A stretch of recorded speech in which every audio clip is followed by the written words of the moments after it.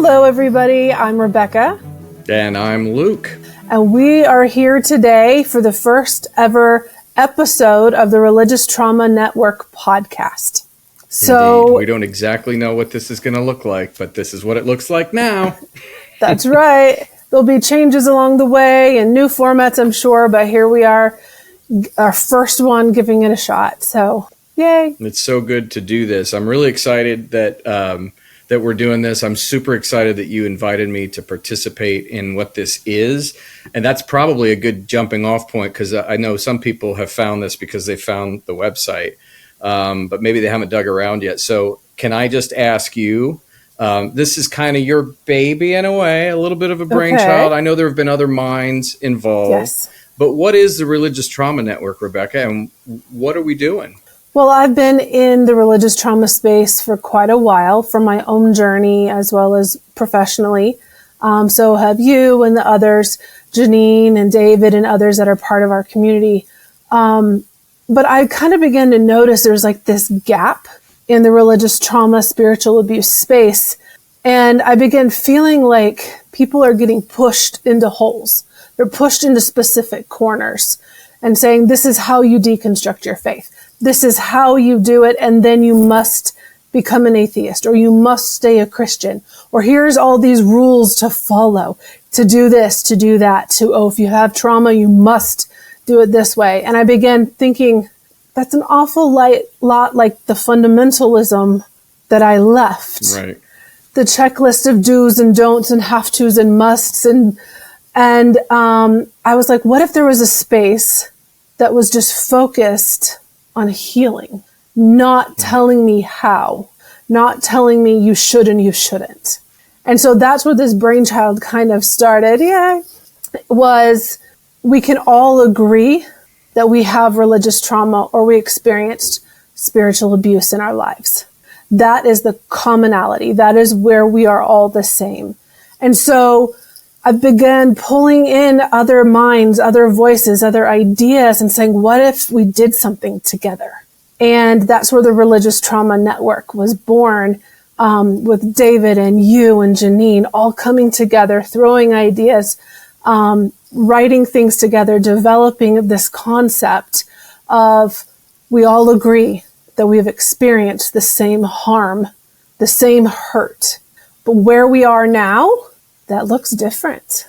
We may not believe the same anymore. The journeys that we've taken to get there are different. And so we can encourage one another that, yes, here's our same background, but where we are today is different. But we are all looking for healing, freedom of thought, freedom of choice, and encouraging one another and empowering one another to search for healing, to search for authenticity. And, we're going to disagree sometimes. And we're going to be on different sides of a political opinion or a theological view. But that's the beauty in this, is that I think we can all still be good friends. And so it's a bit of an experiment in a way. Believe that. Yeah. But anyway.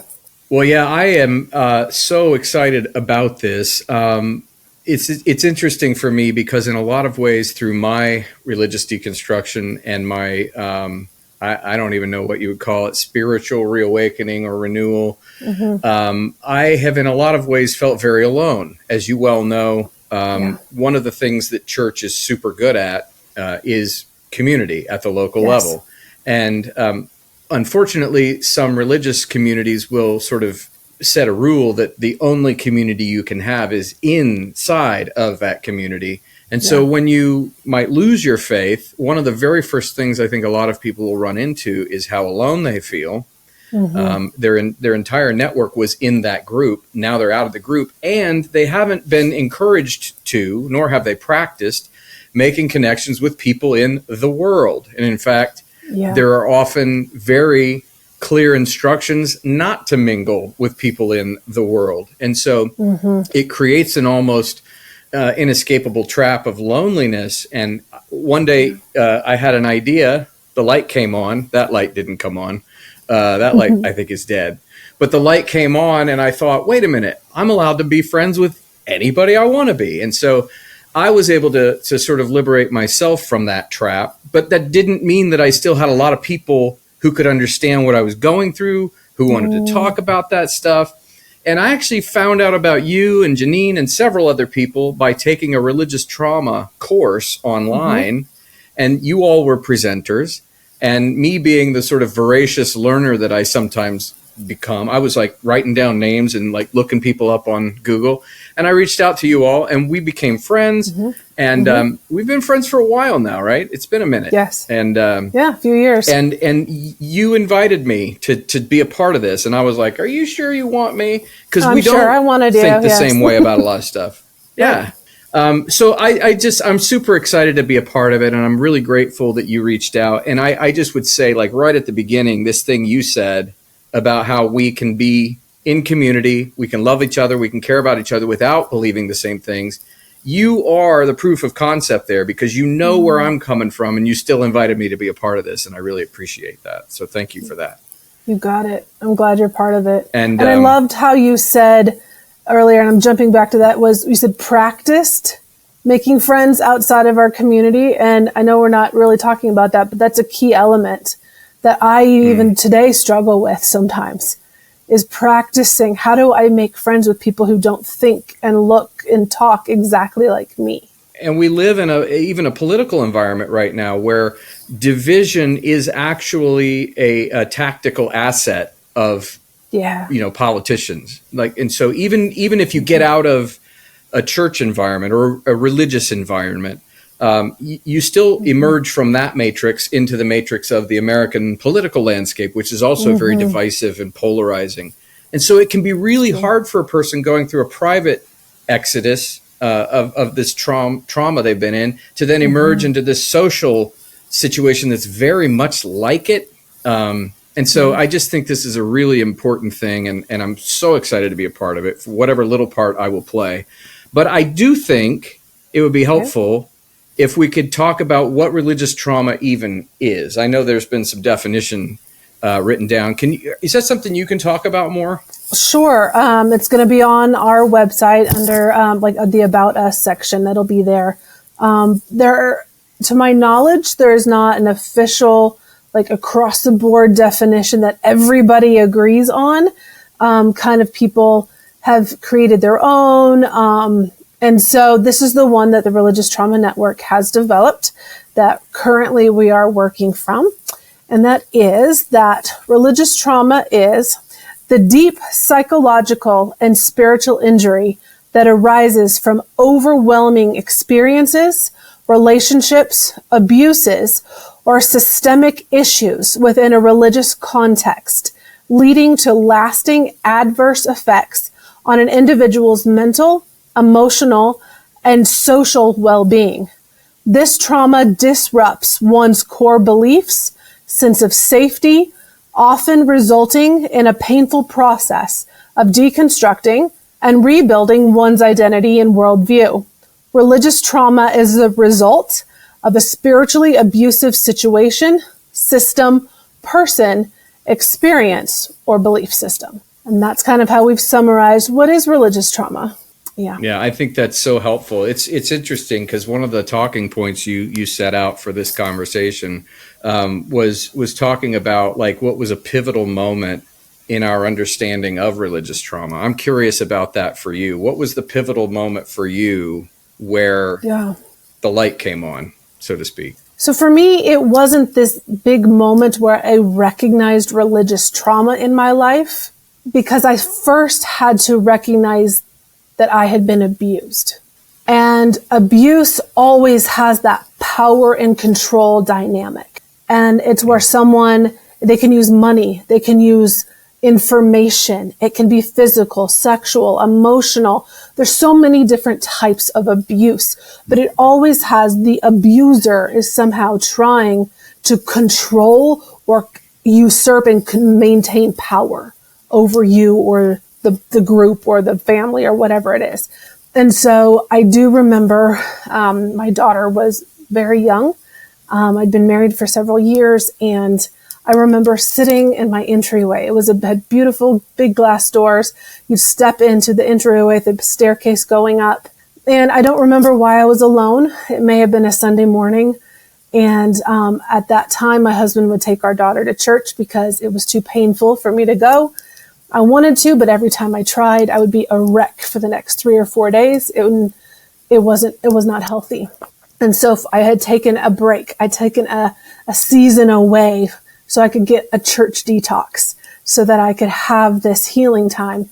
And it was toward the beginning of my journey. And I sat down on the stairs and I was alone. They were carpeted, tan carpet. I sat down and something just clicked in my brain. That wasn't normal. That was abuse. And so once I had that, I remember the tears streaming down my face as I saw it through the eyes of my own child. And if she were to experience that type of control, that type of power over her, not to mention the actual physical, spiritual, emotional things that had happened to me, I could understand it as abuse. And that is what opened my life into realizing this is a big deal. And so I wasn't trauma informed. I didn't understand what trauma was, but that realization of this was abuse, this was not normal, this was not okay.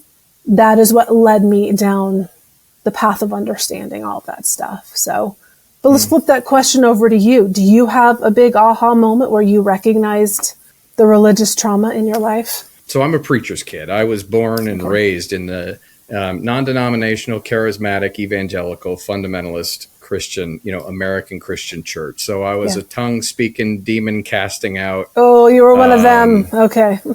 I was one of those guys. Really for a couple of decades, for sure. Yeah. I was in a Christian rock band, and I in high school. I think it was my senior year. I had one of these stonewashed jean jackets. It was like black and white, not blue, and I hand painted on the back in big cartoon bubble letters, "Ask me about Jesus," and I wore it out in public. I was super into this thing. So in 2010, I'm around 34, 35 years old, 34, I think. I'm living in Haiti with my wife and 3 of our kids. We're starting a film school down there. I started going to Haiti when I was 14 on short-term mission trips. So when I first encountered Haiti, and for about 30 trips from that first one, Haiti was a project. It was, and I was a colonial missionary, basically. I mean, they weren't people. They didn't have real lives. Everything was a well or an orphanage or a feeding program or something like that. And of course, saving souls for Christ. And so I did that for a lot of years. By the time we moved there in 2009 and we're living there, I was pretty well on my way out of believing some of that stuff. I was very much in deconstruction. We didn't move to Haiti to do missionary work per se. We moved there to teach storytelling. So in 2010, on January 12th, there was this really big earthquake that was all over CNN. It was all over the news. We were there at that time, living in the north. So we felt it, but there was no carnage where we were. But the very next morning, being the kind of person who already had moved his family to Haiti, you bet your bottom dollar I was the guy out the door the next morning, and I was on my way to the ground zero. And I spent 4 weeks down there, some with friends and colleagues and some by myself. I had no business being there. I didn't have a job. I didn't really have a purpose. And so I made my own purpose. And because we were there to do schools, I decided I'll go count fallen schools and sort of, paint a picture of how big this education problem is now that the earthquake has happened. And so when you chase after things that have collapsed, you see a lot of bad stuff. And I didn't know what I was getting into, and I developed PTSD. And I'm like going real quick here. At some point after that, my wife gave me an ultimatum. She's like, I'm taking the kids. We're going back to the States. You can come with, but if you do, you have to get help, because she knew I was gone. She said, or you can stay and do this, but if you stay, that's it. We're done. I went home. Again, these are big, slow moves and a lot of pain and screaming and crying, but I came home. I put off getting help for PTSD for about 3.5 years. And because we were now back in the States and we had things like electricity and grocery stores and paved roads and, things like that, my wife didn't really lean on me for that I have to get help thing. So for about 3.5 years, I just, everybody else had a problem. I didn't. And then I had a snap. One night, I just like completely, the cheese slipped off my cracker. I was ripping my clothes off myself. Actually came down to last thing on me was my wedding ring. It was a gold band and I couldn't get it off. I was feeling trapped inside of my body, and it had to do with the PTSD of seeing all the bad stuff that happens.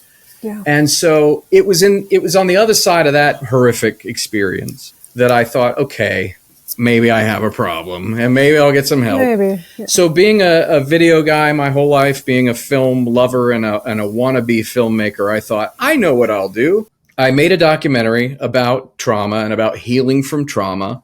I told all my friends it was going to take me a year. It took 6. A lot of that is because when you're healing, you don't, there's no gas pedal where you get to decide how fast you go. It happens. And you respond. And then, for me, healing was sort of like some progress. Then I have to live in that spot for a while and reacclimate to the new altitude or whatever. You recently relocated to the mountains, so that metaphor is for you. Thank you. But along the way in that healing, I realized that the PTSD from my mid-30s was triggered from stuff from my childhood, early childhood, that had been stored in my body, not in my mind as stories or pictures or words, but as body sensations, because it happened to me pre-language or right when I was learning language. And so that unlocked a Pandora's box where I realized, wait a minute, this ideal, perfect thing that I thought I grew up in was far from ideal, was definitely not perfect. And I endured a lot of abuse in the sense that it registered to my body as abuse. The complicated thing I had to come into contact with is that the people, for example, I got spanked a lot because I was physically, as a young child who didn't have the mental capacity, nor the words, nor the picture memory to articulate and process like an adult might. I was just expressing in bad behavior. And so in a Christian home, spare the rod, spoil the child. So a lot of trauma was identified as spiritual trouble. And instead of being dealt with in the way you would deal with trauma, it was dealt with by casting out demons and praying over me or spanking me a lot. And my parents legitimately were trying to shape me into a person who would not go to hell. I mean, I'm dumbing it down, but that's the idea.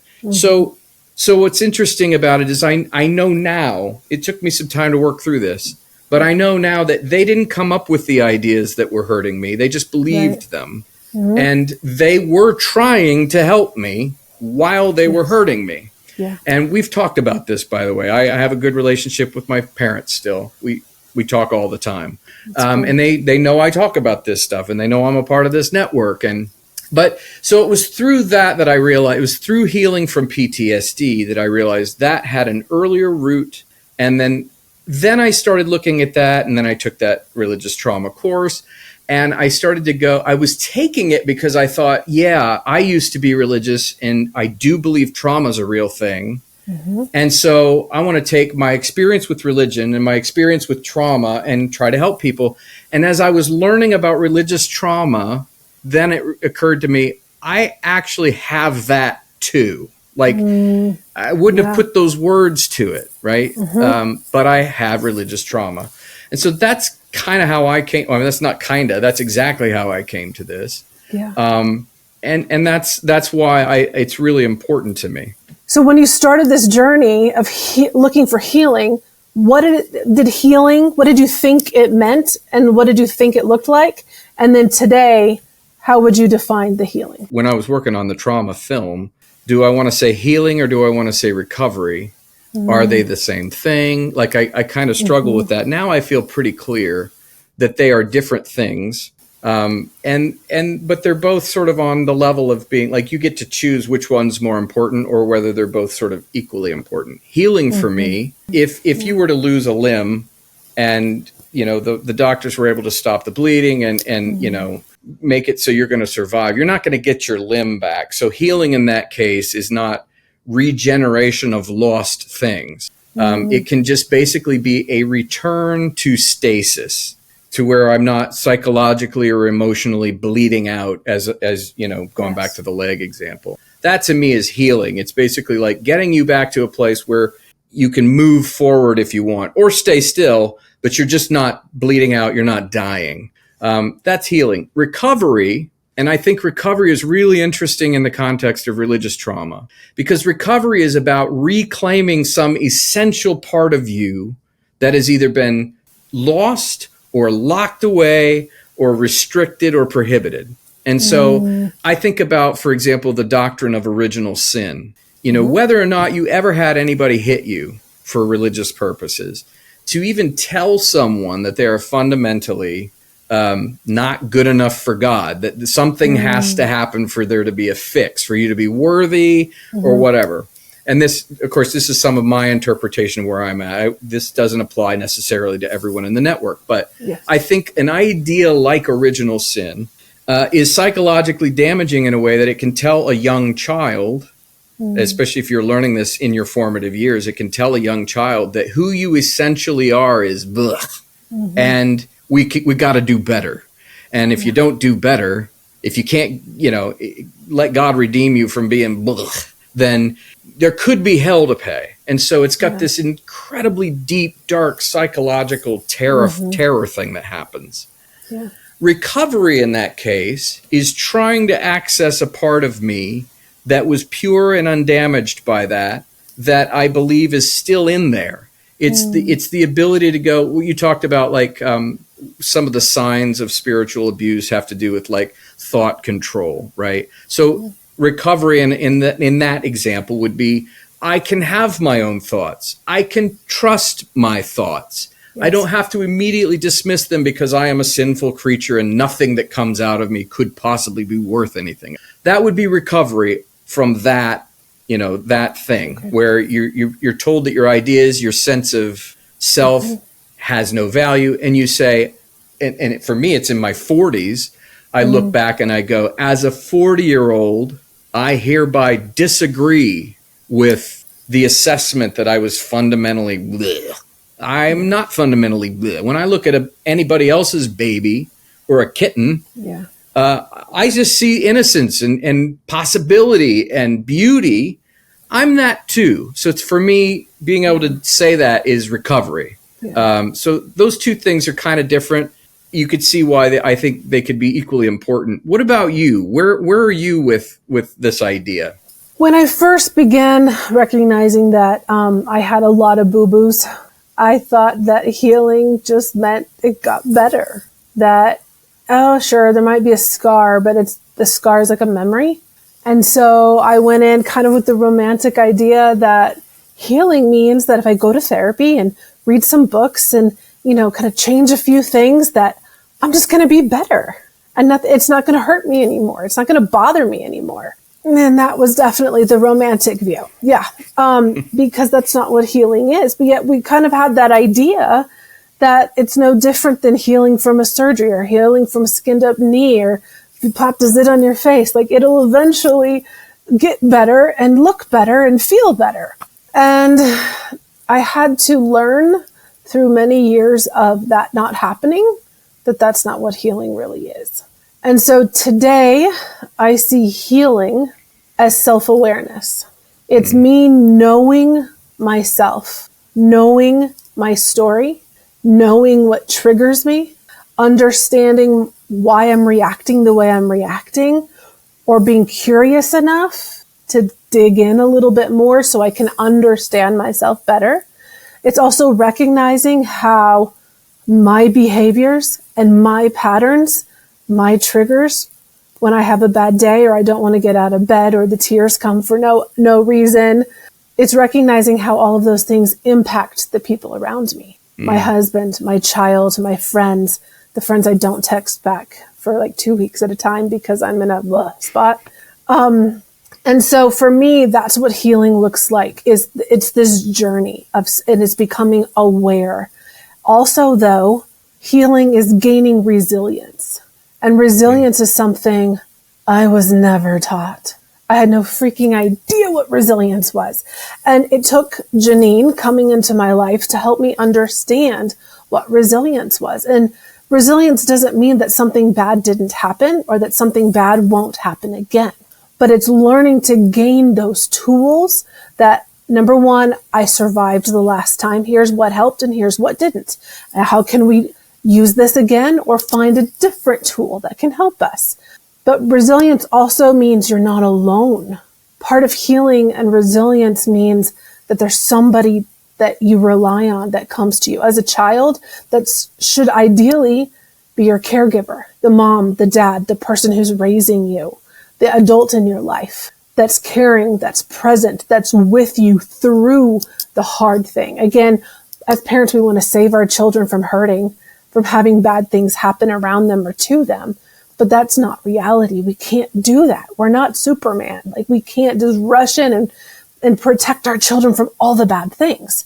But we can be present with them when something hurtful, painful, bad, ugly, scary, grief-worthy happens in their life. And that's how we can teach resilience to our children, is to walk alongside them. They get to see us grieve when someone we love dies, and that's healthy. They get to see us work through those triggers. Then say, you know what, mommy messed up. I'm sorry. Or mommy's triggered today. Here, you don't need to know the whole story why, but I'm sorry that my got in the way of your day. And I recognize that had an impact on your life today. I'm still working on it. So it's being vulnerable and honest with our children. And so healing doesn't mean it's not going to keep hurting. It just means that we've been able to recognize the why, or willing to learn the why, and we are able to look for tools and set new patterns to move forward. And then the biggest part of it for me is healing. I try to heal so that I do not repeat the same toxic, abusive, controlling, coercive, manipulative patterns that were generationally handed down to me. Generationally is through my biological family, through the people that were influences in my life, because so often in religious spaces, parenting is kind of handed out a little bit. Like, you go to these courses, you go to these conferences, you go to these things, and that's supposed to help educate and train you and be kind of like a pseudo parent in a way.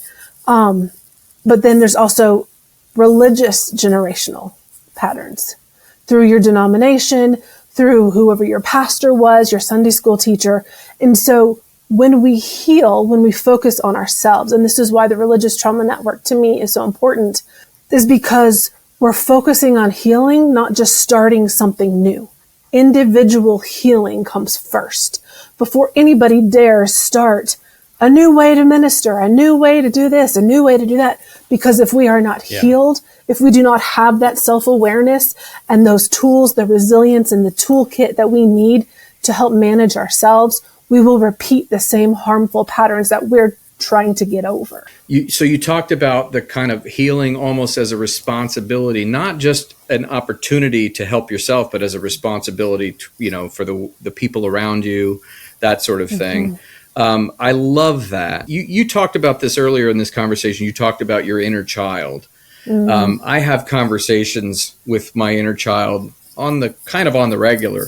And when I was able to finally own a lot of my trauma, and when I say own, for me, that included not only accepting it internally, but then vocalizing it, speaking it into the world, like saying to people, hey, I was traumatized, both the trauma from the earthquake and the religious trauma.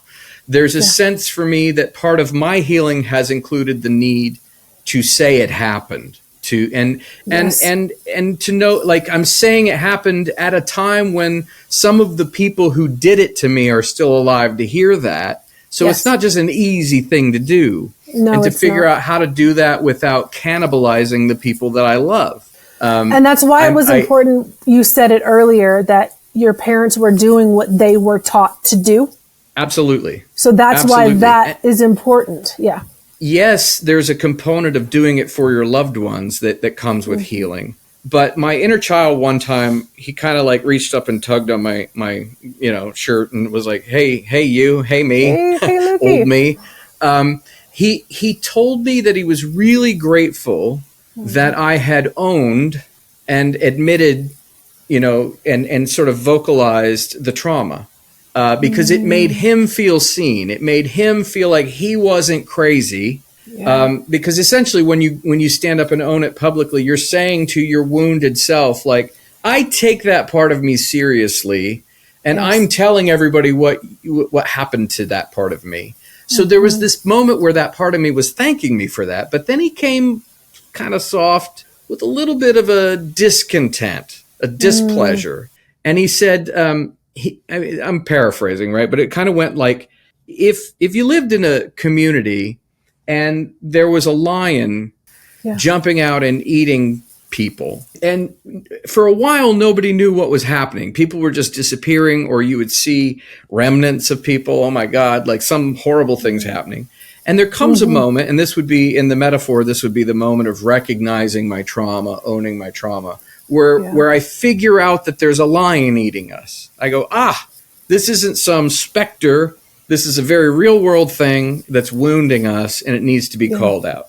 But then my child was like, so you've done that. Good job. Thank you. I feel seen. But he's like, but if the lion's eating people, shouldn't we hunt the lion? Shouldn't we stop? Like, is it enough to go in your house and lock the door and go, we know there's a lion. Whew. I hope everybody else figures that out. Text your BFF. Okay. Text your BFF. It was like my inner child was saying, like, how can you say you totally take me seriously if you're not trying to help other people who are being eaten by the lion, or if you're not trying to stop the lion entirely? And so I think that extending that circle, like you drew it to include your family, you can extend that to include strangers who are being eaten by the lion, who you say deep inside, like, I don't want anybody to be eaten by this lion. I want everybody, whether they stay a Christian or not, whether they call themselves spiritual or an atheist, I don't want people to be eaten up by these bad ideas any longer. It's not enough for me to save myself. And I'll only tag that with this last thing, and then I want to toss back to you for your idea here on this. But there are people who don't identify as having had religious trauma. There may be, for example, spiritual leaders, ministers, people in communities like churches who themselves don't have this problem. They may have even heard original sin or the doctrine of eternal torment in hell, and it didn't damage them like it damaged me. And they go like, so what? I think that it's really critical, and you pointed this out, because if you are in any kind of a leadership role with people who are on a spiritual journey, whether or not you've been wounded, you need to know what this thing is so that A, you won't do it accidentally, and B, so that you won't have other people around you, because usually in ministry there's lots of people involved. You won't have other people doing it. And C, so even if nobody ever does it, you're still going to have people coming through your door with this complex problem, and they're going to need help. And you want to be helpful, and they need that. So what do you think about that? Is there an obligation piece to this, do you think? I often tell people to look at the scriptural story, the Bible story, of the Good Samaritan. And the Good Samaritan, he had power. He was wealthier. He was, was well-to-do. And he was walking along one day, and there was this hurt guy by the side of the road. And he could tell very clearly that he was not of the same tribe or not of the same race as he was. That one was without question. But he didn't stop and say, okay, how do you identify? What church do you go to? Are you even religious? Oh, that's not really a thing. He just goes, oh my goodness, you're hurting, and I have the resources to help. Let me go out of my way to help a hurting, wounded, broken person. That's it. I love that. Yeah. And so it's not our job to tell people if they're actually hurt or not. Because trauma, as we've learned, one thing that's a trauma to someone else is not a trauma to somebody else. Right. And so something that happens to a 5-year-old, the same thing could happen to a 10-year-old, and they have different reactions. And so for you to go in and say, that's not really a thing, that's not really hurt, honestly, that's pretty pious. Because who are you to say, it's like a little child falls down and, hurts themselves. And you go, oh, don't worry, you're okay, get up. Well, they're bleeding. They might need a hug. That's not coddling. They actually had something that caused them pain. And so that's kind of how I view that one, as it's not our job to tell people if they're hurt or not. It is our job to help people who said that they are hurting. And there is a need to be informed when that moment, should that moment arrive. You need to be informed. It's humility to recognize, and I still remember teaching all the purity culture stuff when I was a youth leader. And we talked about plucking the petals off the rose and, linking hands with every boyfriend you've ever had. And there's not much of you left when you get to the altar. And I have to take accountability for the things I was taught that I passed on. And so just because you don't know that you've harmed someone, just because that doesn't mean you haven't. And so that's the same thing. Once you have become aware that something you have done, something you have taught, something that, you've enforced in a community has caused harm, then absolutely you have the responsibility, whether you intended to or not. It's as in a marriage. It's if your husband or your wife or your partner comes to you and says, this hurt me. What kind of partner are you if you're like, whatever, that's your problem? Right. It's the same thing. Yeah. No, I think that's great. I'm reminded of, when I was, heavily in the church and was out there proselytizing and, doing the whole thing. I remember we would talk about Pascal's wager, Blaise Pascal. And there was basically this idea, because people, we were always in apologetics. We were always trying to figure out how to talk to people who wanted to say that we were, crazy or we didn't know what we were talking about. Yeah. Greatest comebacks. And so the Blaise Pascal one, is this idea he would talk about, it's Pascal's wager. Is it, when you think about, is this real or not? Is the God of the Bible, is the story of even hell, is this all real or not? Blaise Pascal would say, it would be better to believe it's real and act accordingly and find out you're wrong and it's nothing than to not believe that it's real, do whatever you want with your life, and then die and find out it was something. And to the first side of that argument, if you live your life according to the scriptures and then you die and there is no, heaven to be found or whatever, what have you really lost? What bad has really happened? And we would use this as an argument. And this is where the religious trauma thing comes crashing in and says, I can tell you what bad could come from it still. Like, it isn't necessarily a net good just because the good guys say they're good guys or this kind of thing. I love what you said about we don't get to decide whether a person is hurt or not. It reminds me of this idea that abuse is determined by the abused, not necessarily by the abuser. And it can be tricky. So I want to talk to you about this. So my wife was absolutely, definitely in a cult. Okay. And no question about it. Her grandmother was a self-declared prophet. All kinds of stuff was going on. It was a cult, no question. At the time, I was still my evangelical self, and we knew each other at school, and I was going to rescue her from her cult. As time has gone by, as I've deconstructed, as I've learned about my religious trauma, I do run into a lot of people who will look at my experience, and because it was in a church, and there was a Bible involved, and there were specific doctrinal things, there are people who look at me and say, that was a cult. And I compare what I went through to what my wife went through, and I'm like, I don't think I was in a cult. I didn't feel trapped, although I was young. I couldn't really go anywhere. But what kid can sort of leave whatever their parents are doing? Not when you're a minor. That doesn't necessarily mean I was in a cult. Questions for me were not discouraged. I was allowed to ask questions. I do know now, I do recognize now, that any time I would ask an honest question, I did always get the party line answer by the time it was all said and done. So I believed I was free to ask questions, but I didn't realize I was only getting one answer. But still, I was raised believing that questions were okay. So that's another reason why I don't feel like my experience was a cult. So I think this is another thing that happens, and I want to hear you talk about this, because where we don't get to decide what is or isn't trauma for someone, you're going to, I think, if you're a person who's dealing with religious trauma, especially in your own experience, you're going to be questioning not just was I traumatized by religious thinking, but was I in a cult, or was I just in a regular old church? Are churches cults? And so there's this thing that happens where some people who say for themselves, figure out I was in a cult, they will be very forceful about making you admit that you were in a cult. So you can even find in the healing community, you can find people who are like, I need you to say it the way I understand it. Yeah. What do you run into that, and how do you deal with that? Oh, absolutely. And again, that's part of why I had this vision for Religious Trauma Network, because that was another one of the corners people were being pushed into. And sometimes people can't see it yet that they were in a cult. Other times, they're being told it was, when it may have been a high control or a high demand group.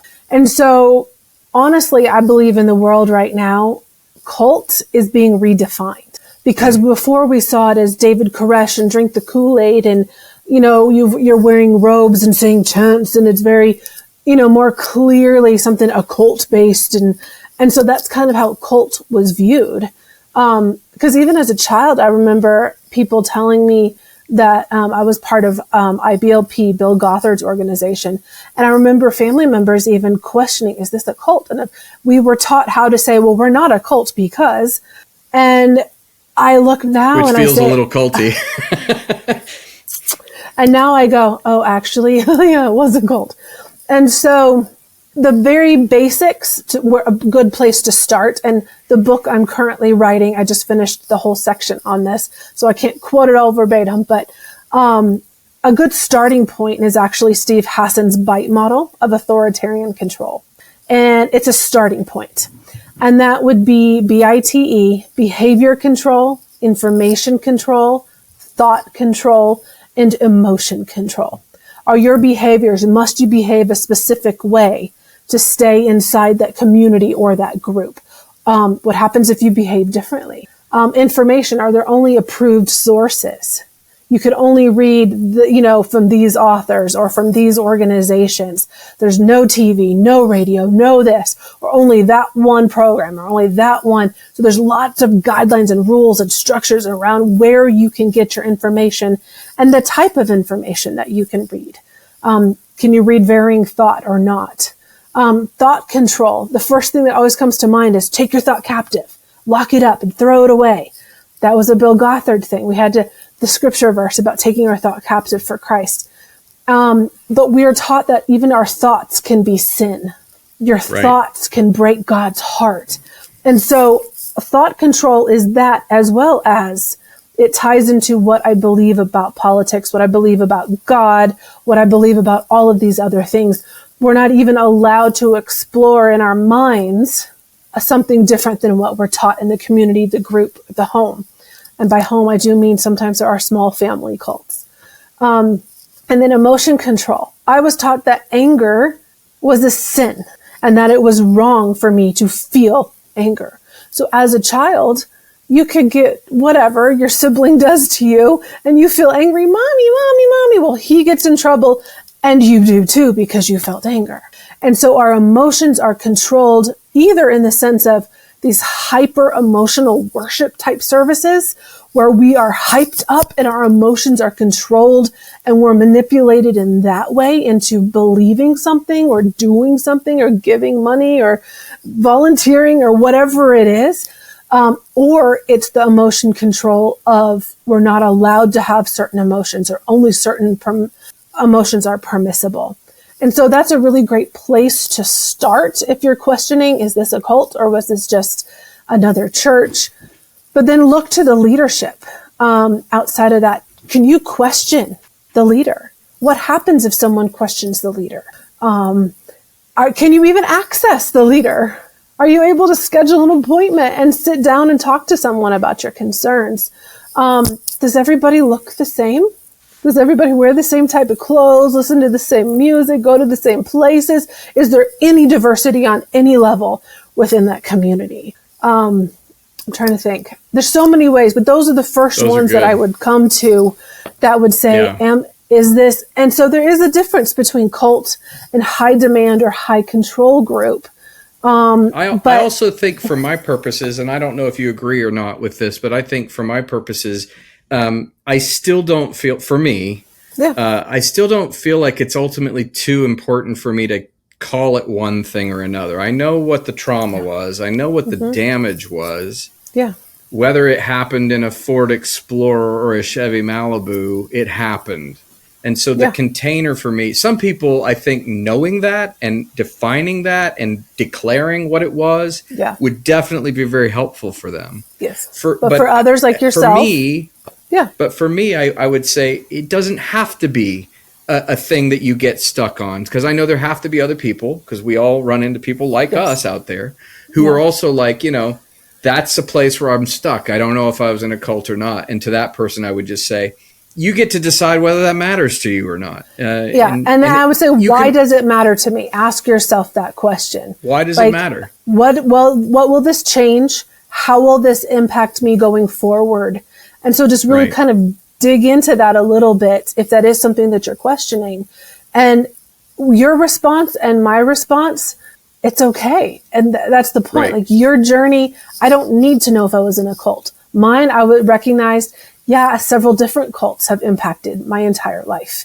And I did, like you said, I hung out there for a little while. And then I realized I don't want to be this like ex-cult girl to become part of my identity. It is an experience that I had. It's something that I lived through. It's something that happened to me. But it's not who Rebecca has to be going forward. I know for me, I definitely I made contact with the influence of cults. I know that if you take the bite model and apply it to my upbringing, certainly somebody could interpret my upbringing as not fitting that very well, but it would be very easy. And like when you're going through the list, I'm going like, check, check, check, some to varying degrees. Some people had a lot more of those things, but I had, so you talked about it's a term that's being redefined. I think that's really important to recognize. For me, it also comes down to, like, I still love and cherish many of those people who were responsible for me being in that situation. I still have and want to have healthy relationships, which is another indicator that maybe it wasn't at least as high a cult as it could have been. There's a part of me that goes, I want to keep some things. I want to salvage some things. I don't just want to blow the whole thing up. And so when it comes to, sometimes when we identify a thing, part of the job, you talked about compartmentalizing, like sometimes, if I'm going to call it a cult, then there's a part of me that's going to go, how can you reconcile hanging out with these people anymore then? And it's like, well, I want to hang out with them. Well, then maybe, so I guess the point here for me is just that people feel free to kind of hold it however they need to hold it so it's useful. I also like the idea that you don't have to figure everything out all at once. No. Like that may be a thing I come back to in 5 or 10 years and go, now that I've really spent some time with it, I feel this way about it. And that'll be fine. Yeah. Or maybe I won't.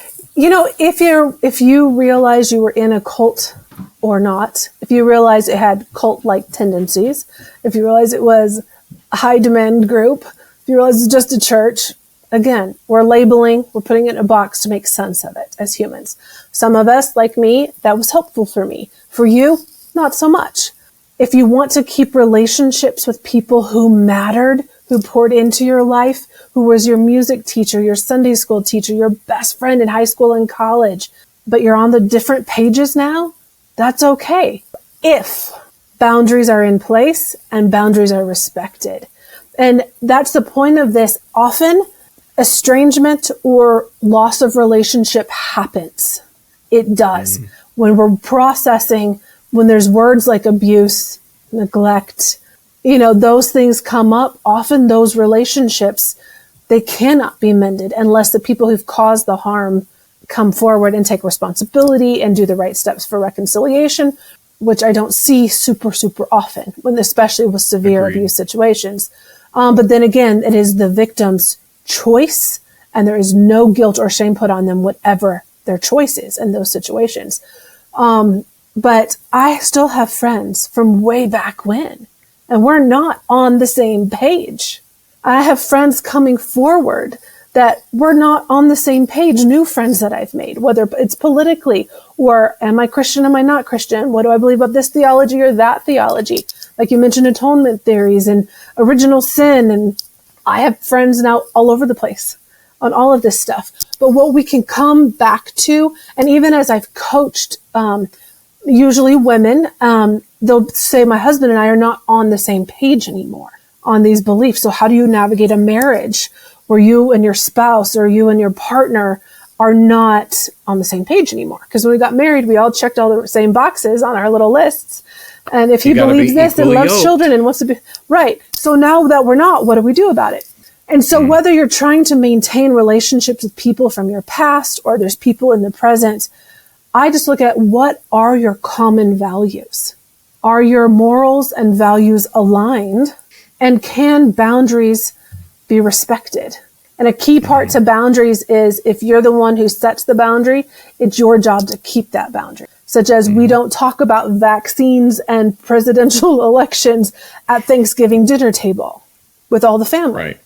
You have to go, oh, reminder, we all agreed to this. Hello, we're not doing that. You have to be the one who keeps that boundary.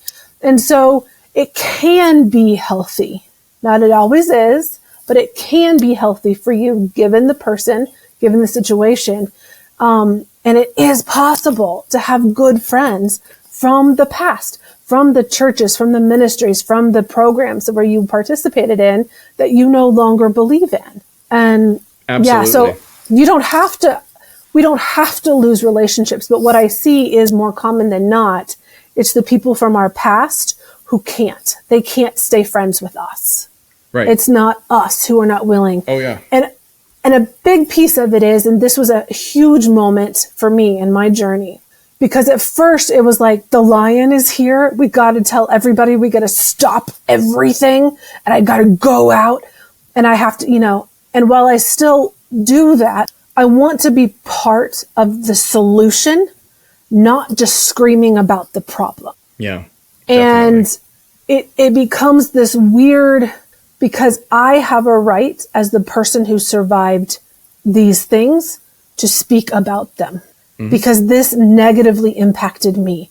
That is my story. And it is my right to speak about these systems that caused harm to me. But the part of my healing was when I realized I have the right to not believe any of this stuff anymore.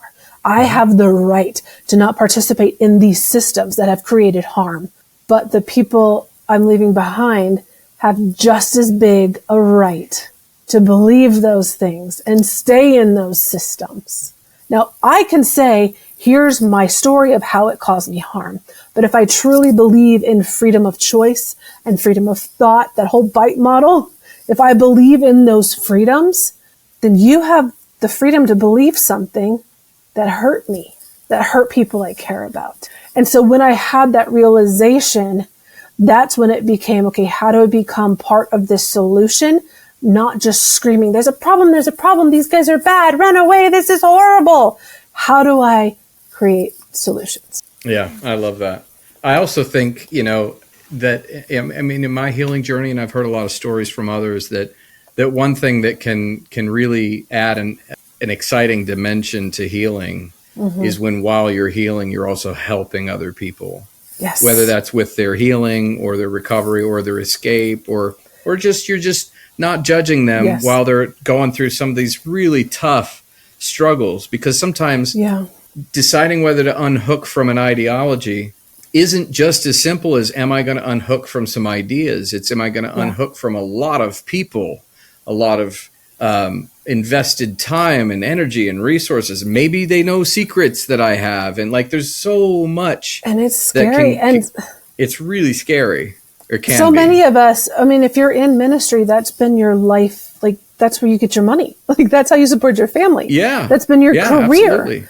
And so I've heard it said that people choosing to walk away from their church, from their denomination, from their faith, whatever level of that choice that you've made, it's often like a woman leaving an abusive husband. The level of courage, the level of commitment, and and what you're leaving behind, an entire support system, like you were saying, your friends, your money. Maybe your kids. That's where I was going next. You don't Yeah. know what's going to happen. And because it's become your whole world, that's everything you've ever known. This choice has not been made lightly. Whether I am deconstructing my Baptist faith and I become Catholic, or if I'm deconstructing my faith and I become atheist, or I choose to stay Christian, but I'm never going to church again, or wherever you land, this is not something that people do lightly. And that is Right. something that it's not just this sexy thing that people start doing. No, it is not. It is hard. It is life-threatening. It takes commitment and intention, and it is done organically, because you would not disrupt your life in such a great way were it not real and very true to you. Absolutely. I'm going to throw that in there. No, I think that's super important. I would almost say, like, if somebody is going, well, do I have religious trauma or not? One little thought exercise you could do just inside of your mind is to think about changing everything and see how that feels. Like the idea of like unhooking from the group and stop believing those things. Like just Would people call start you to or take not? things Yeah. out and see how your body reacts. Because one thing I think is really fascinating that I run into just anecdotally. I don't do anything about it. I don't know if there's anything to do about it, but I've noticed a difference in my experience of religious trauma as a person who literally was born into the ideas. Yes. Versus someone who came to them like in their 20s or 30s and became hurt. Mm-hmm. Not that that's not also capable of traumatizing you. It absolutely is. But I have found, and this is something I'm sharing for people who may find themselves in this similar situation. Maybe you were born into some of these ideas,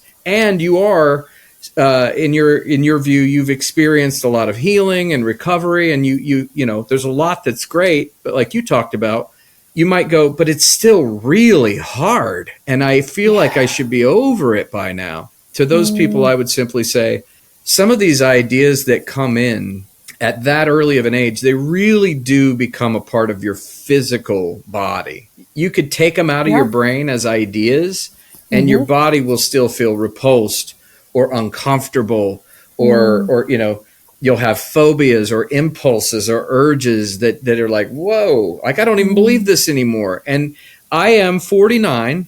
I am at least a decade outside of believing the things that I believed in that way. I am a raging agnostic. Atheists hate that. They want me to be an atheist. Christians sometimes hate that because they really want me to confess Jesus as Lord. I just am. I'm parked at this, and I think it's important to share this just briefly because we're not just BSing here when we say we're not all the same people who are a part of this network. We do actually, in some cases, believe very different things, but we come together on this idea that ideas and practices can be very damaging. And in this particular case, that's not just a religious thing. That's true of all kinds of ideas and practices. I don't know that I ever expect before I die to be fully rid of that initial hit that hits me when something comes at me that triggers an early response. What has happened is I've gained the capacity to get in front of how I respond, or really how I react. Typically, it would be like trigger, reaction, and there wasn't a lot of thought. Now it's trigger, pause, breath. Maybe I've thought about it 100 times before, and I'm ready to respond. I felt this before. I know how to manage it. I know how to do this, but it doesn't stop me from feeling the trigger. Nope. Like that still shows up. So if you're there, I want to just encourage you to, like, that. I don't know that you're doing anything wrong. It actually is, in my opinion, reflective of really how deeply these ideas bury their way into your tissues, the issues in the tissues. And so just be encouraged if a lot of this is resonating, but you feel like, you know, I should be over this by now. As we record this, it's the beginning of the holiday season. And I texted our group of people, you, David, and Janine, and I was like, I just made this Jell-O salad. And I'm sure everybody's like, so what? You know, like, so you made the 1950s Jell-O salad. Great for you. But I literally made it like this last weekend, a couple days ago. And it was the first time I made it in 15, 16, maybe 17 years. And it's because I was preparing for, we're going to have a bunch of family members come for Thanksgiving. And I was preparing the menu. And so, okay, who's going to bring what? And I'm going to make this, and who's going to do whatever. And I remembered this Jell-O salad that we always had for Thanksgiving and Christmas. I'd forgotten about it. I'd blocked it out. And all these years later, holidays have always been very difficult for me, extremely difficult. Because again, I was born in this tradition. I went to the same church until I'd been married for a while. So my whole life I went to the same church. But everything about the holidays was a religious tradition. There was nothing that didn't have religious meaning to me. And so holidays have been so triggering. And so I made this Jell-O salad. And that was this sign of, it's not that it's easy for me, but I was able to remember something I'd forgotten. For the first time in 15, 16 years, I made something I used to love as a child, and it didn't bring the negative emotions to me.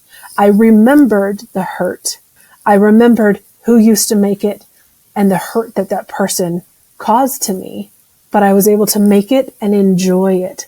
But could I have done that 5 years ago? Absolutely not. And so what you were saying is very good. I think it points to two other things I feel compelled to just like stick a flag in. One of them is the idea of post-traumatic growth. We don't hear enough about this in any post-trauma talk. I think we need to hear a lot more people say, like, it isn't just about, fixing the house that got the roof ripped off of it. You can decorate again. You can repaint. You could move. You could take an ownership of your future. It's not just about damage control. There is growth and renewal and new creation on the other side of healing from trauma. And then the other thing I want to say, and this was hard for me to make contact with at first, but it was important that I did, is that not every single thing in my traumatic backstory has amounted to bad things in my life. So, for example, I'm good at speaking. I'm good at I'm an introvert. You are a great storyteller. I can be an ambivert. Like I draw my strength from being alone or with my core people, but I can get out there on a stage. Like the fear isn't a factor. That is directly attributable to my time evangelizing and going out on street missions and all this kind of stuff. And so that's just one example. But when I have found that when I look back at my past, if all I am willing to even look for is pain and damage, then no wonder it feels so helpless and hopeless and futile to find joy, because the truth is that even in the midst of some of my darkest places, I was winning in some ways, and I was getting stronger in some way. I was certainly being taken down and weakened in other ways. But a part of like having gone through it is if you go through it and you say it's that resilience piece. Resilience is something that despite all that I lost or all that was broken or all that was damaged, resilience is I still managed to stick a few pieces of gold in my pocket along the way. And I still managed to come out with something to be like, yes, I did this. It's not a total loss. And so I think sometimes in our commitment to heal, we almost tell that inner part of us, like, I will refuse to find anything good about this. And I understand that. And I did that for a while. Look for the sparkles. I am only pointing this out to say, if you can find the time, if you can find the grace and the space for yourself to also go back and acknowledge, here's how I was made stronger. So, for example, even our ability to do this, to have a religious trauma network, like to go from being told you're better seen and not heard, and to now be, we're going to say whatever we need to say, like that strength comes from your experience as well. I love it because I have this idea in my mind, like, I don't know about you, but I was part of the homeschool world, started in, the 80s with Rushdoony and all that. And I was taught that I was part of the Joshua generation that was going to take over the United States and make it a Christian nation again, Christian nationalism. And we were going to take over America for Christ. And we were going to change the world because we were the Joshua generation. And it dawned on me one day, they're not that wrong. And I was like, with you and me and Janine and David and our advisory team, I'm like, we're making a difference in the world. There right now, it is nothing like they thought we would be doing. It's the opposite kind of what they told us we were going to do. But we are making a difference because I have spoken on stage in front of thousands of people. I have played the piano and led choirs and had, whole audiences of 600 children I've had to lead in songs and rhymes and Bible verses. And we have led people. We have spoken. We have written. And here we are. And here we are saying, here we are. Yeah. I'm excited to learn who we're going to encounter through this experience, because it's just this small group of us now. But I've heard you talk. We talk behind the scenes about how excited we are to meet the people who are going to come forward and become a part of this and engage with this and make it their own and find ways to take it into the world. Talk about just your vision and your hope for this as we kind of close this out. And what do you want to see happen? And how do you want to invite people to engage with this? And, what is there for people to do here? Well, since we are new and we're just starting, right now we have a lot of ideas. We want to get it, kick-started and going first. All of us have day jobs or day responsibilities. And so this is not our full-time gig. But the concept is we've found each other and we've realized that we work well together. And we want to do something that is providing solutions and helping meet the needs of people who are hurting. And we have some ideas of where we might go. I think we're going to listen to the people who find us and start listening to what are people asking for. Here's what we think they're going to want. But I mean, my big vision, my biggest thing is that we would become well known, that we would become the place that people know there's no stupid question. There's no stupid, I'm wondering about believing this, or I don't know what I think about that. Or I need a safe place to land. And I would love us to be that place for people where, yes, if you're in leadership and you need some training, you need somebody to talk to about I've noticed this in my congregation or in my counseling work or in whatever it is, and I need some support. Again, that's why we are the network here. We'd like to be able to help point you to the person or the resources that can help you get either the training or the book you need to read or whatever it might be. So my vision is just creating a community where there are so many resources, no matter what it is you need, as you are trying to heal from the common background of religious trauma.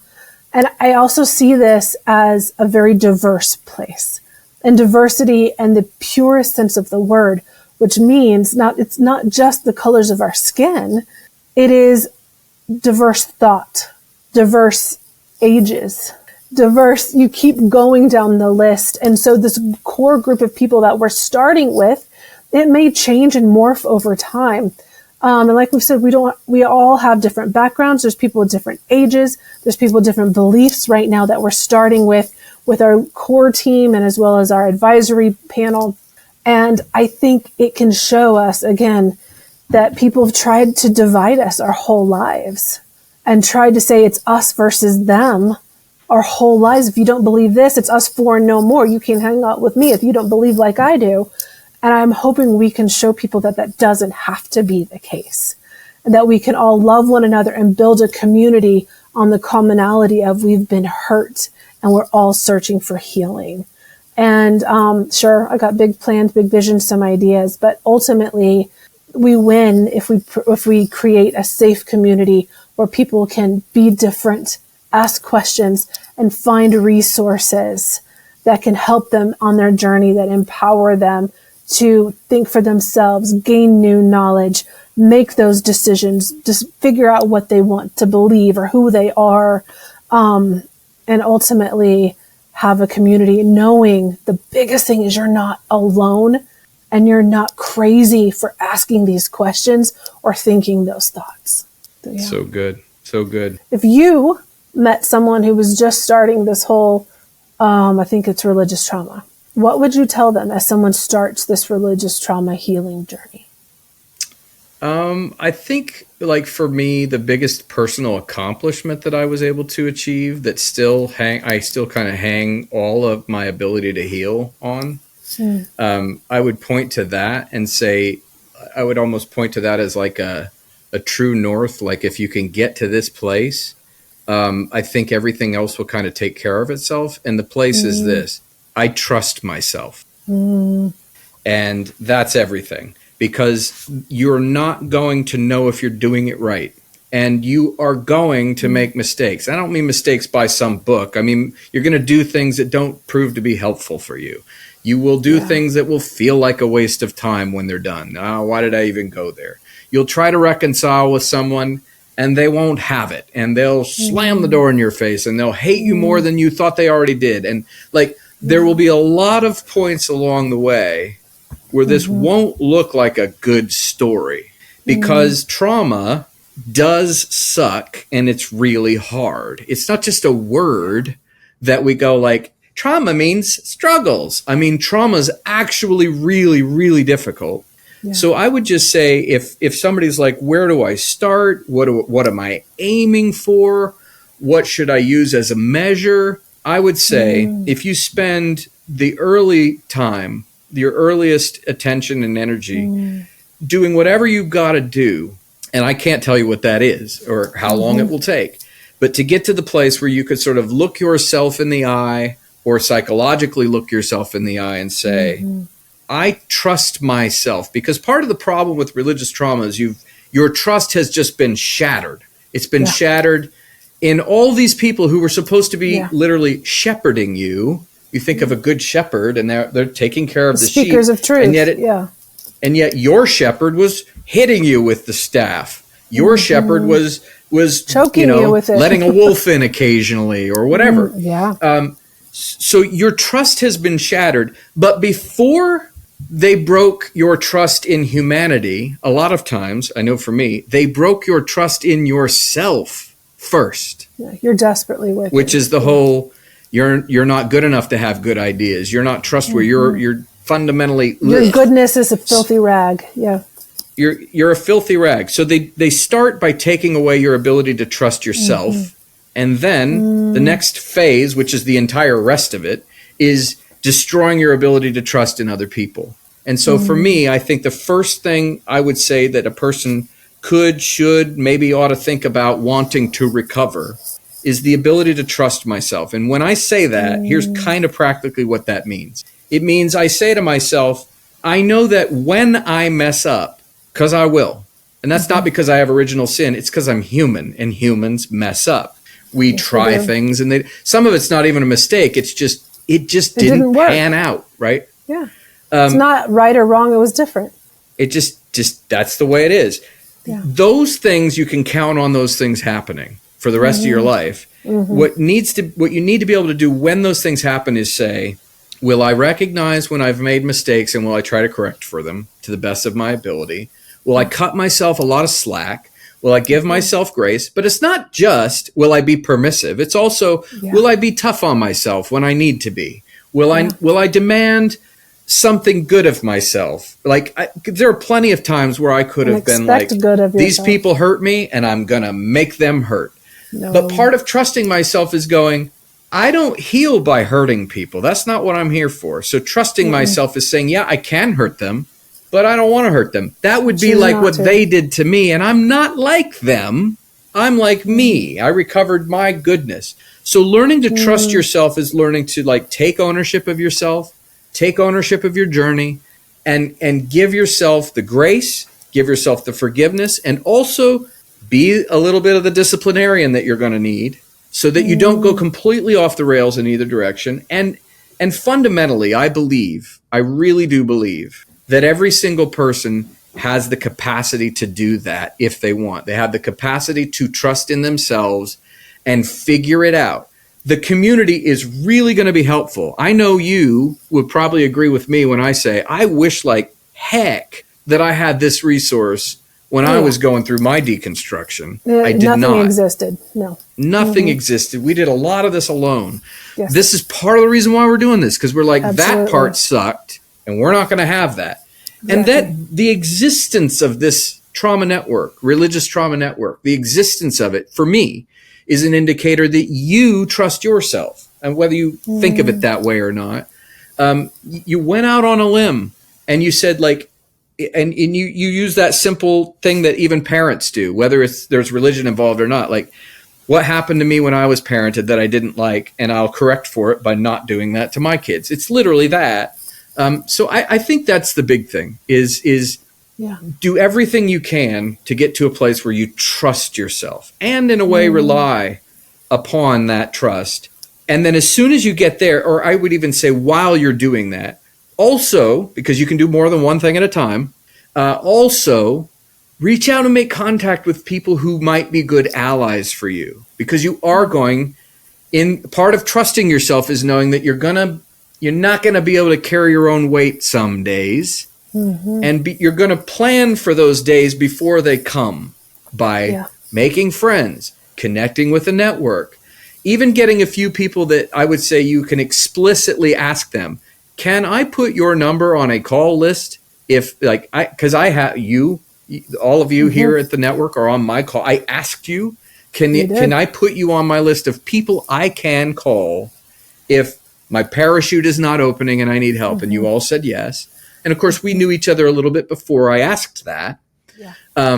But get to a place of trust, and while you're doing that, self-trust, and while you're doing that, build up a little bit of a protective circle of trusted people. Trust is everything. I mean, that really is it. Trust is everything. If you ever get into any part of your healing journey, especially when it comes to spiritual damage, and any person in your life asks you to suspend your trust or suspend your need to have it, or they ask you to just grant them trust, you are never obliged to do that. That is ultimately where the wounding started. And so trust is that thing that it's your essential goodness that you're relying upon. And being able to trust yourself is like that internal handshake where you say, I see the good in me and I'm counting on it to see me through. And so that's what I would say. What about you? What do you think is kind of an essential part of this for you? The first thing would probably be to take a really deep, long breath and then do it a few more times. This is going to be a journey and a long ride. And so often, like, I hear people say, when will this be over? When am I going to be done with this? Well, like I told you with my Jell-O salad story, I mean, that was 17 years ago. And so this is a process. Part of why, again, the Religious Trauma Network, why we've created it is because I was told how to do this so many times. If you just follow these steps, you just do it this way, no, that really wasn't abuse, or no, that wasn't a cult, or just pray this prayer, just read these scriptures. You have to do it this way. You can't question your faith. You can't say that you're an atheist for a while and then go back and not be an atheist anymore. Like, everybody had very definite opinions. And so, like you were talking about trust, that was the very first thing. As I began deconstructing as a brand new mom, I believed I couldn't trust anyone. The people who loved me the most, the people who taught me since I was 5 years old, the people who if they're the ones who did this to me, they're the ones who taught me this theology, they're the ones who developed these abusive systems. If those people did it to me, why would I ever believe anybody else? Why would I ever trust anyone else? And so I didn't for a very long time. I trusted no one. I didn't even trust myself because, again, I was desperately wicked. And then I learned about some people still believe it's the Holy Spirit. Some people believe it's intuition or your gut. So wherever you land, that inner voice, learn to trust it. And so for me, it is once you learn to trust, like, it's okay to explore. It's okay to be curious. I believed that the sky was going to fall like Chicken Little. If I still remember the first time I was alone in my home with a man who was not my husband. It was a repairman who'd come to fix something. And I thought I was sinning and I should have had another woman over. And I thought, but my husband said it was okay. And I literally thought that something bad was going to happen to me, because we ended up having a conversation and it was nice. And I'm having a friendly conversation with the man who's not my husband. And the sky isn't going to fall. And the first time I changed a belief, I literally thought that God was going to strike me dead. Oh, yeah. Oh, yeah. But it didn't happen. And so what you were saying about trust, that is very, very real. And so take your time. You're going to have to take breaks. And so if, like, I come from a fundamentalist background, and so my instinct was the pendulum swing. And you're going to say, here's what I believed, and this is the bad part, the harmful part, the toxic part, and you're going to swing. Your instinct is going to be swing all the way over to the other side, the opposite belief. So you got to watch out for that pendulum swing. And we also you're going to want to hurry up and replace, well, if this is bad, then where's the good one? Okay, well, that one is not so awesome, so where's the one that's better? You're going to want to constantly be changing your beliefs or your thoughts or your ideas. You're going to want to quickly replace.